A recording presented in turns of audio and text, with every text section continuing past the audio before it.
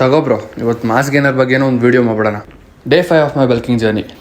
ನನಗೆ ಮೊಟ್ಟೆ ಈ ಥರ ಆಗಿಬಿಟ್ರೆ ಎಷ್ಟು ಉರಿಯುತ್ತೆ ಅಂದರೆ ಬಿಡಿ, ಏನು ಹೇಳೋದು. 2 ಡೇಸಿಂದ ಬೆಂಗಳೂರಲ್ಲಿ ಏನು ಚಳಿಗುರು, ಯಪ್ಪ ತಡ್ಕೊಳಕ್ಕೆ ಆಗ್ತಿಲ್ಲ. ನೀವೆಲ್ಲ ಇವನು ಬಲ್ಕಿಂಗಲ್ಲಿ ಅವನೇ ಮೋಸ್ಟ್ಲಿ ಮಾಸ್ ಗೇನರ್ ಯೂಸ್ ಮಾಡ್ತಾವನೆ ಅಂತ ಅಂದ್ಕೊಂಡಿರ್ತೀರ. ಇಲ್ಲ ಬ್ರೋ, ಅಂಥ ತಪ್ಪು ನಾನು ಯಾವತ್ತೂ ಮಾಡಲ್ಲ ಬ್ರೋ. ತಪ್ಪು ಯಾಕಂದರೆ ಮಾಸ್ ಗೇನರ್ ಬಂದು ಒಂದು ಬೇಡದೇ ಇರೋ ಸಪ್ಲಿಮೆಂಟ್ ಬಲ್ಕಿಂಗ್ಗೆ. ಆ್ಯಂಡ್ ಈ ಸಪ್ಲಿಮೆಂಟ್ ಯೂಸ್ ಆಗೋದು ಯಾರಿಗೆ ಅಂದರೆ ಫುಲ್ಲು ಸ್ಕಿನಿ ಇರ್ತಾರಲ್ಲ ಅವ್ರಿಗೆ ಯೂಸ್ ಆಗ್ಬೋದು. ಅದು ಅವ್ರು ಕರೆಕ್ಟಾಗಿ ವರ್ಕೌಟ್ ಮತ್ತು ಡಯಟ್ ಫಾಲೋ ಮಾಡಿದ್ರೆ ಮಾತ್ರ. ಇಲ್ಲ ಅಂದರೆ ಪಕ್ಕಾ ಡೈಜೆಷನ್ ಇಶ್ಯೂ ಅಂತೂ ಆಗೇ ಆಗುತ್ತೆ. ಆಮೇಲೆ ಅಷ್ಟೇ ಡಯರಿಯಾ, ಅದೇ ಗೊತ್ತಲ್ಲ ನಿಮಗೆ, ಅದೇ ಆಗೋದು. ಆ್ಯಂಡ್ ಅದೊಂದೇ ಅಲ್ಲ, ಅದ್ರ ಜೊತೆ ಕೆಟ್ಟ ಫ್ಯಾಟ್ ಕೂಡ ಸ್ಟೋರ್ ಆಗೋದು ಬಾಡಿಲಿ.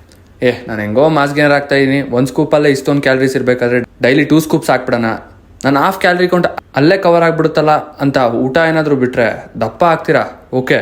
ಆದರೆ ನಿಮ್ಮ ಹೊಟ್ಟೆ ಮಾತ್ರ ಆಗುತ್ತೆ, ಕೈ ಕಾಲೆಲ್ಲ ಹಂಗೆ ಸ್ಕಿನ್ನಿ ಆಗಿನೇ ಇರುತ್ತೆ ಈ ಥರ. ಅದಕ್ಕೆ ಆಲ್ಟರ್ನೇಟ್ ಆಗಿ ಒಂದು ಪ್ರೋಟೀನ್ ಸ್ಮೂದಿನ ಆ್ಯಡ್ ಮಾಡ್ಕೊಳ್ಳಿ, ಮಸ್ತಾಗಿರುತ್ತೆ.